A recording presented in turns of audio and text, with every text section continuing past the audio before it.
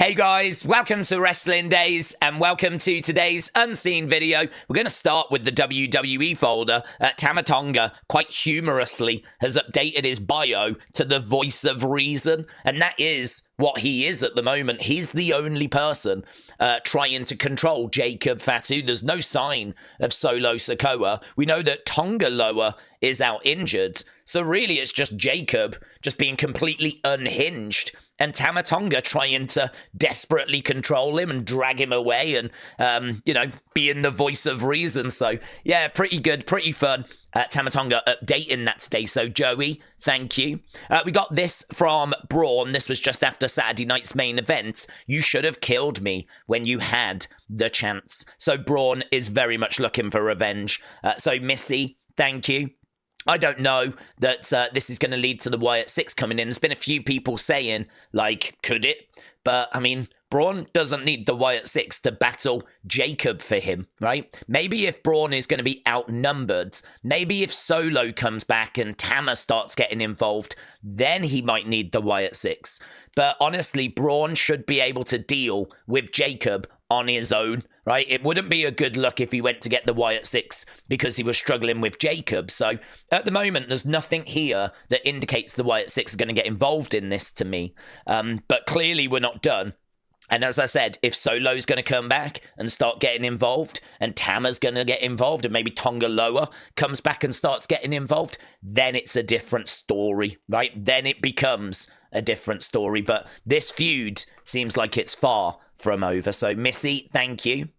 Just to kind of hammer that home as well, we did get this. Joe Gacy tweeted this image out. So, Wrestle Night, thank you, Gabe. Appreciate it. And this image is of Karrion and MIZ talking. I think it was from the premiere on Netflix of Raw, and it's got the Wyatt Sicks logo in the front, right? Now, to me, I don't think this is anything to do with Karrion. Karrion seems to turn his attention to Sami Zayn, so I don't think it's anything to do with Karrion. Miz is interesting because obviously he's just been moved to SmackDown, so Miz very much could be on the radar. But I also read it as just being this was the last time I think we actually had something Wyatt Sicks related. Like this was the last time we saw the logo or something. To me, my first thought on this was it's basically Joe Gacy telling us we're still around. Don't forget, we're still around. A lot of people looked at this and really got fixated on the people in the background. But I was more fixated on the logo and the fact that this, I think, is the last time we actually had something truly Wyatt Sicks related. I know they've had a couple of mentions, but to me, like, this was him saying, I'm still around. But well spotted, because there was also a track that was playing over this post, right? It was Policy of Truth. Okay, Policy of Truth by Depeche Mode. And apparently the lyrics say, you had something to hide, should have hidden it, shouldn't you? Now you're not satisfied with what you're being put through. It's just time to pay the price for not listening to advice, right? This seems to be aimed at The Miz, to be perfectly truthful. We know The Miz has been moved to SmackDown. We know that he's been advised, get new friends and quickly. This about paying the price and not listening to advice. Obviously, they kidnapped The Miz. He kind of betrayed the Wyatt Sicks. He aligned with Final Testament. I think he's very much in the firing line, and this kind of backs that up. But just wanted to kind of stress, I don't think there's anything here connected to Karrion. I don't think that at all. At first, I read it as they're just letting us know they're still around. But actually, the lyrics do suggest a little bit for The Miz, right? So that was that. Here, JDS Aviation Adventures. Shout out to you. So Nav found this post from WWE that said Jacob Fatu has officially snapped. And it was actually liked by The Rock. So The Rock left a like on this. So The Rock liked the Jacob Fatu has officially snapped post from WWE. Is the final boss cooking something? Just something to think about. Same as this as well. Alexa posting that emoji, right? I just took that as her sending a bit of love to her fans. Love you guys. That kind of a situation. I don't think there's anything else to be read into there. But Yeah, okay. Sending a message out. That was about 6 hours ago. And Sami and Drew are going to be competing against each other on Raw. We did get a little video from Adam Pearce, and we won't watch it, but we do have a bit to talk about from it, right? So Karrion said we are about to see a potentially cosmic experiment take place. Sami has not been able to beat McIntyre. An opportunity presents itself tomorrow to believe in miracles, or that time is nothing more than a flat circle. So, who's your money on? And this is the point I was making. Like, Karrion has very much turned his attention to Sami now, which is why I just don't think he's engaging in anything Wyatt Sicks. Plus, he's on a different brand, and there's no sign that he's going to be moved to SmackDown like the MIZ and the Wyatt Sicks, right? So this match is happening. Sami against Drew. Again, yes, I know. We've seen it before. We're now seeing it again. And Karrion just having a comment to make about it. So, Raymond, shout out to you. Gunther had a comment to make. He said 3-0. Stay away now. So those were the words he had for Jey Uso. In our opinions video for Saturday night's main event, there was a lot of people saying they were disappointed that Jey hadn't got the job done, but they just hoped that Gunther had a bit more respect for him now. Well, that respect was not being shown in this tweet from 3 hours ago, so maybe on the show it'll be a little different. Maybe he'll shake his hand and say, you know, you pushed me hard, but, you know, you're just not my level or whatever. I mean, he is a heel. He's not going to show too much affection to the babyface. Where does Gunther go from here? That's a big, big question. What does WrestleMania hold for Gunther if he's going to go in as world champ? Could he face Sami? Could he face Logan? Will he face Seth? That is actually one of the more interesting title matches because I have not heard any rumors about what we're doing in regards to that at WrestleMania. Maybe it'll be Jey again. Who knows? So, Wrestle Night, thank you.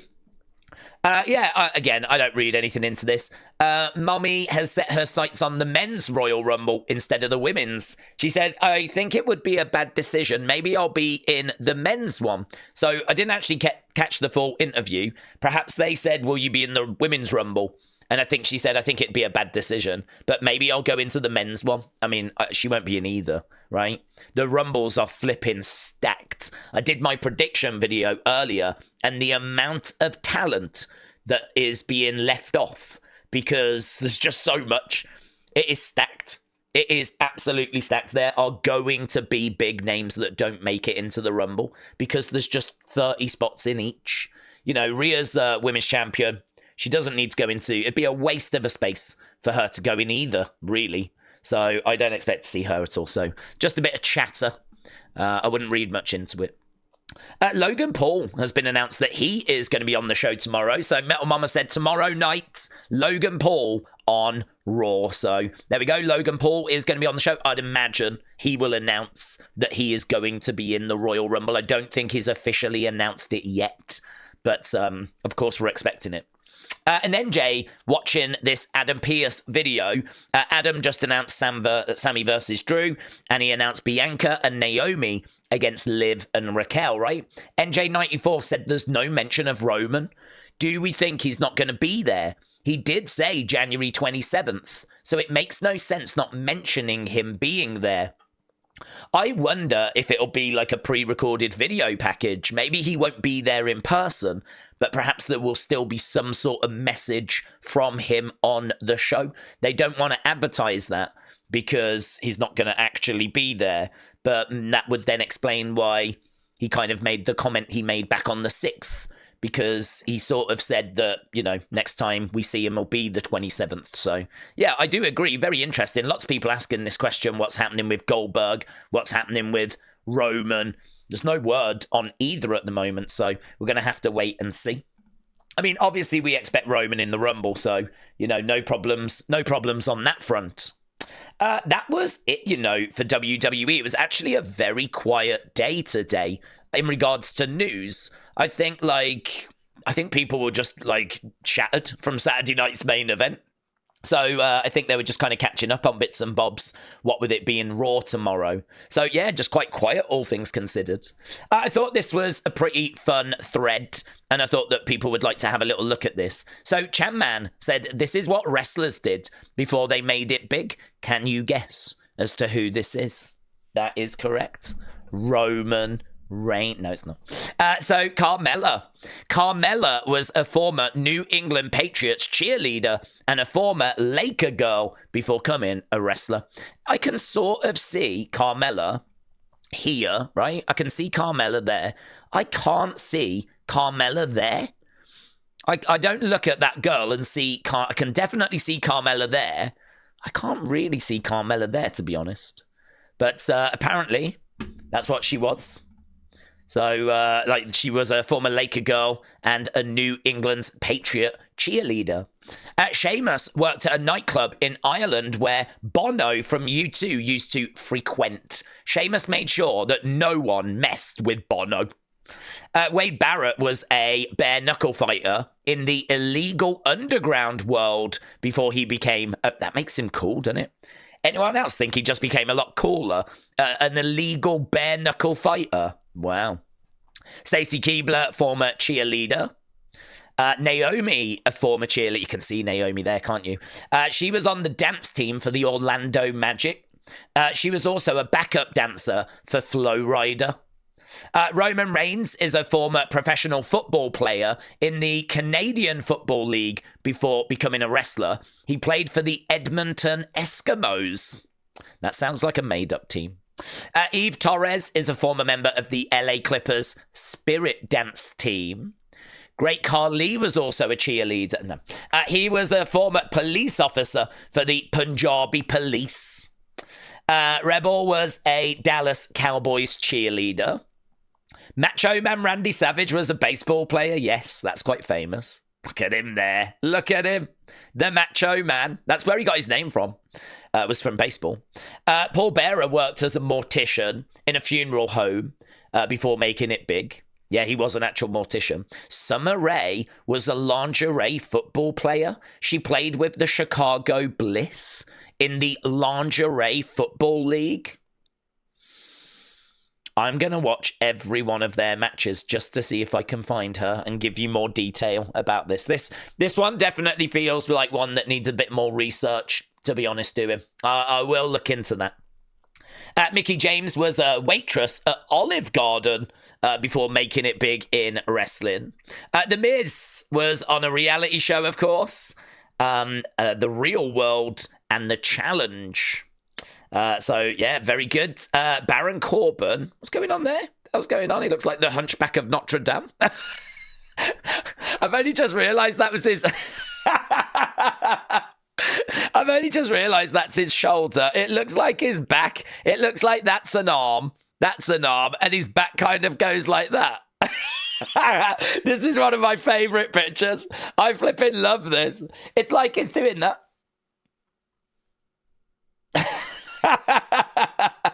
I can see it now. I can see that that's the arm, right? But in my mind, that was an arm. And now the two white bits, that was the left arm. That was the right arm. And his back's like up like the...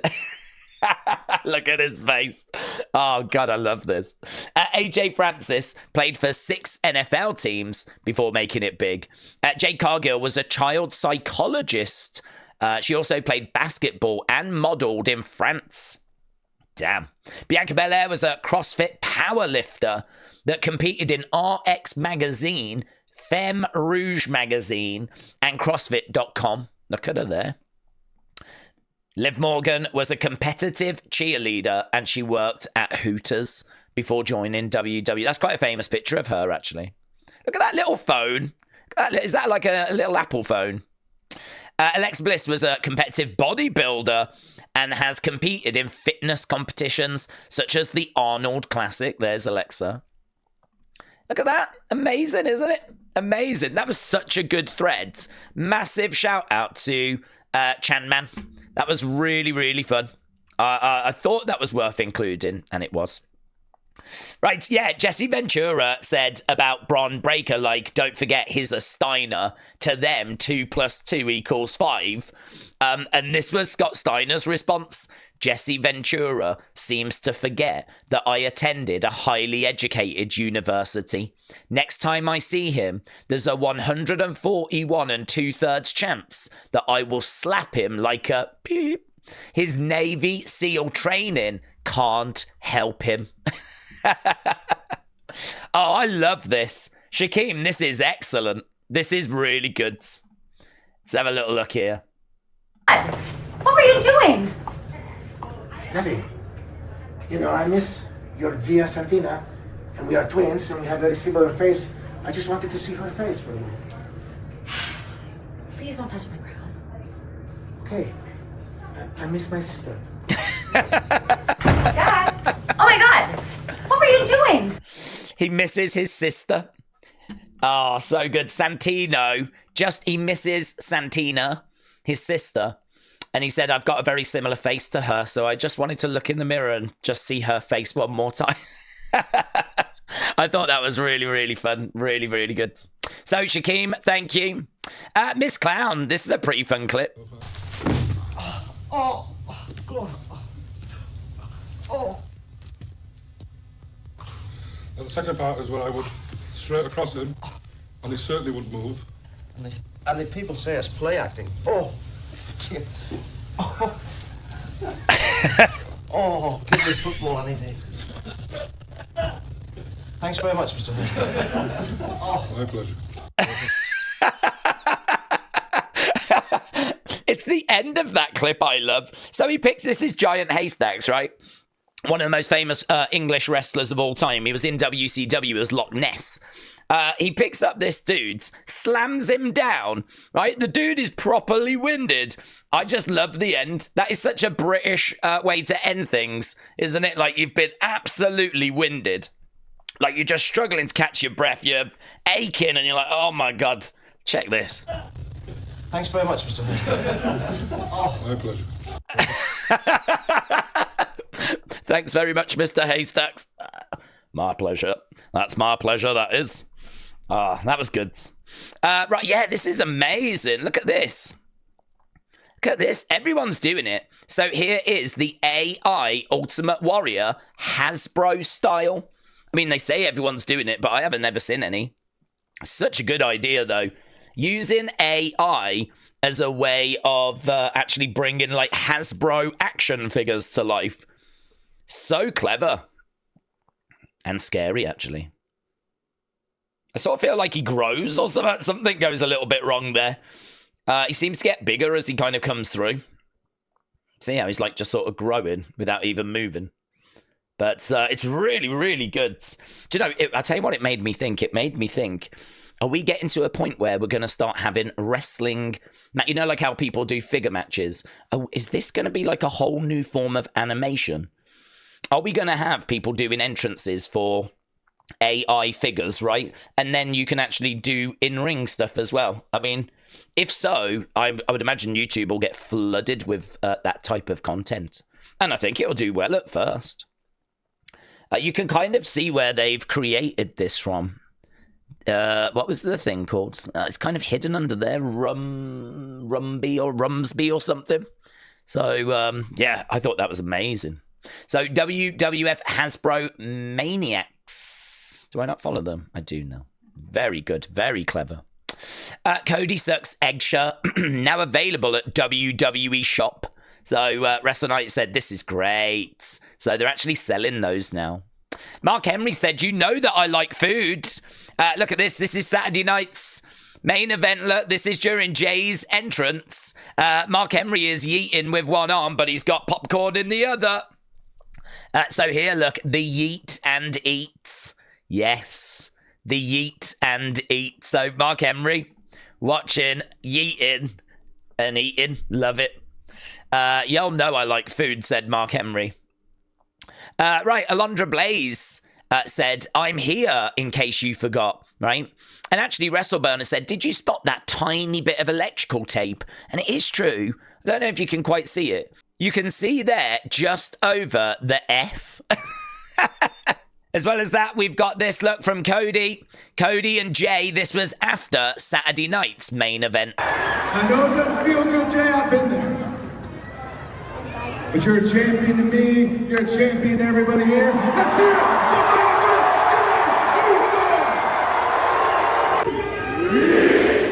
I love you, dude. Ah. Right, let's check this out, shall we? This is Drew on TikTok.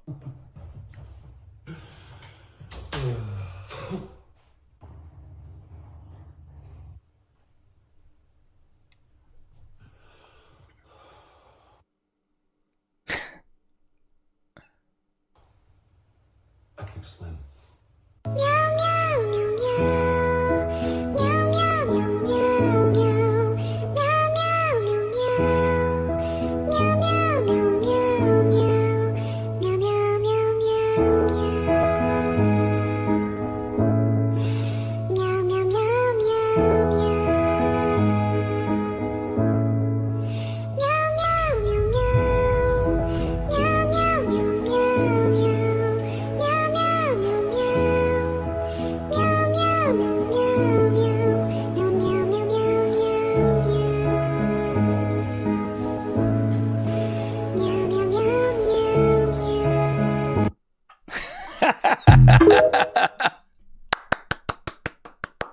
Very good.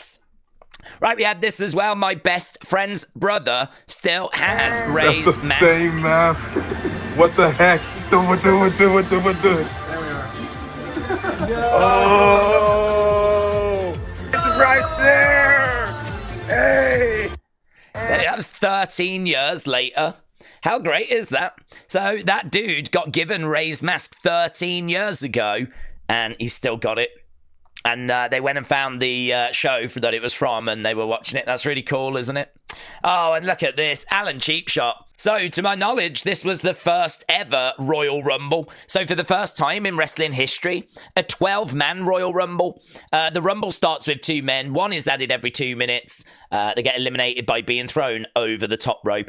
In my mind, and I could be wrong, but in my mind, I think one-man gang wins this.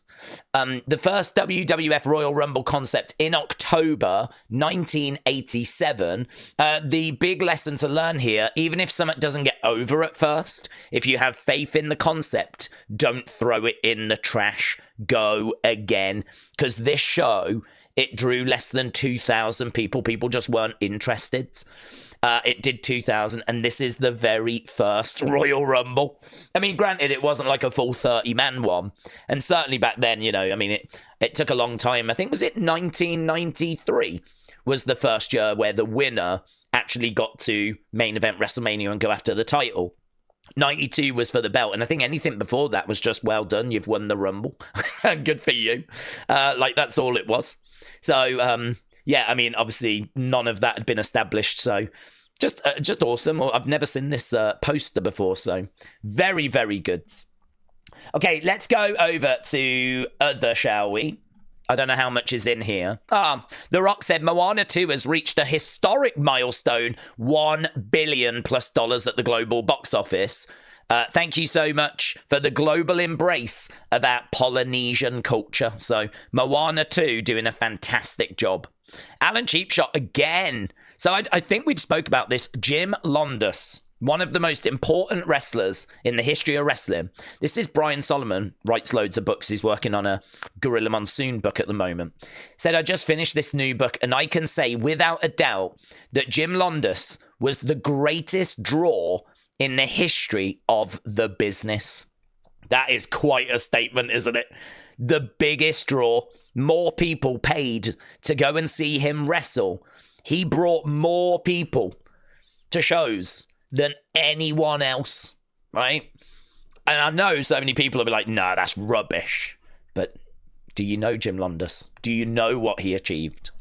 So here, look, there has been no one who remained the top attraction in the business globally for as long as he did, transcending promotional lines. So I really want this book.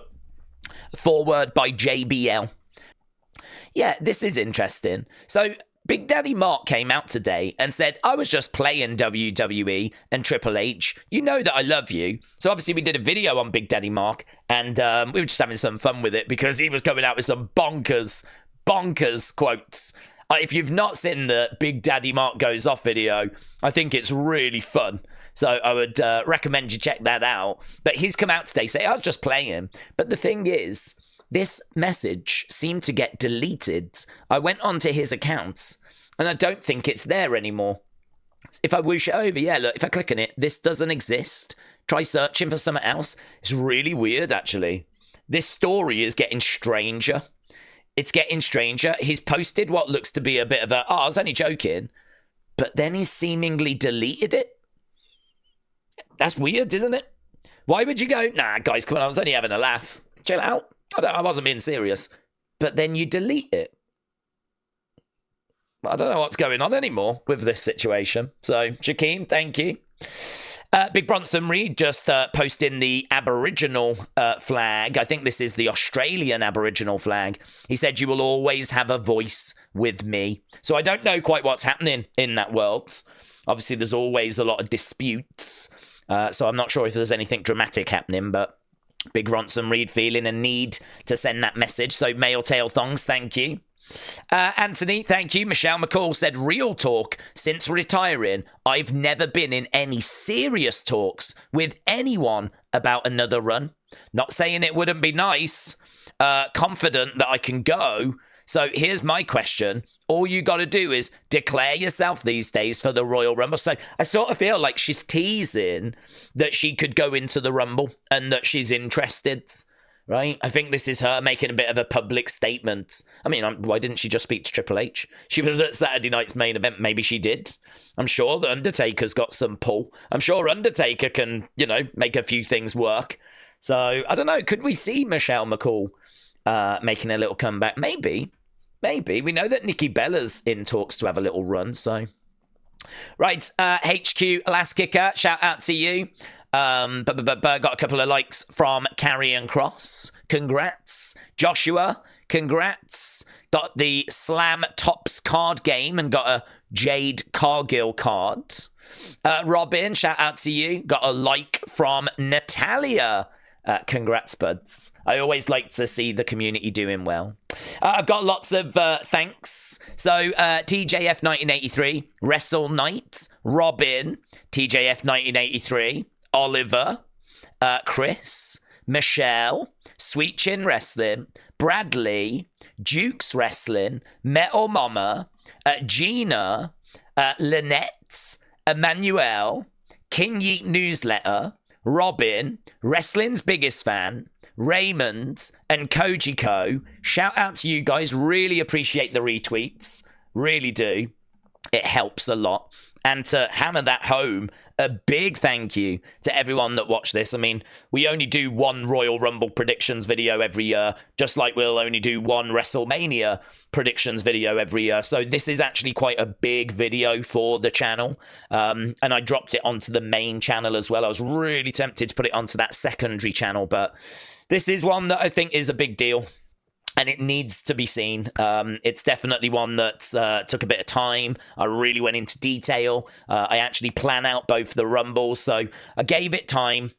I put a lot of work into it. It goes for just over 20 minutes, so all the retweets and everything really are appreciated. Anyone retweets this, I'll put it into Unseen throughout the week. If you've not seen it, check it out. I think there's some really good, fun stuff in there. But yeah, just really appreciate it. So, Las Vegas Matt, thank you, buds. It's Kaz. Thank you, my friends.